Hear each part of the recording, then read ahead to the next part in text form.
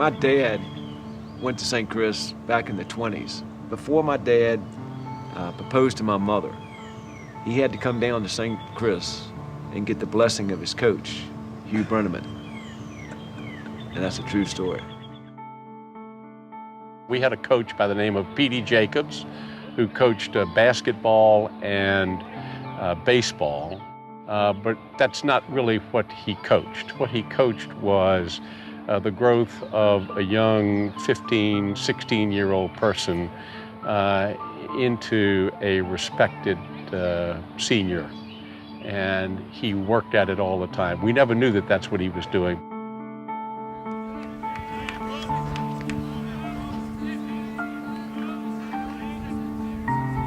We were playing someone, and there was a ball hit, I believe, to center field, and the player kind of had a dive for the ball, and there was some question as to whether he caught the ball or not.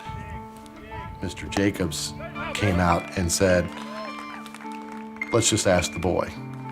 And the boy came in. He said, "I want you to give an honest answer. Did you catch the ball or not?" And the boy said, "No." As a coach who's very competitive, to think that in the heat of the moment that he thought that there's something far more important than this play. That's the folklore that you take as a coach and say, gosh, I gotta live up to that. How do I do that? You're more than just a teacher or a coach, or you try to be a mentor and you interact with them and you do a lot of things. And I think that community that is what really binds the school so well. But I didn't weigh but 105, and I was 15 years old, and man, I couldn't have made any team in the world. And I remember the happiest day of my life, and my brothers too, when Dad came down the steps one morning and said, "We're going to take you all to St. Christopher."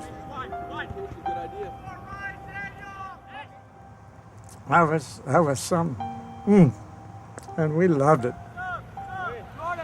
Just loved it. He was by far one of our weakest players.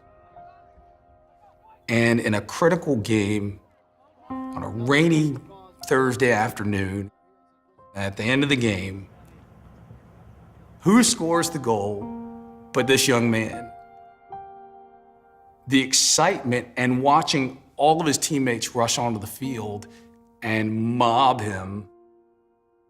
You know, I'm sure he will never forget it, but I think what the kids may not realize is when kids experience those kinds of moments, we don't forget it.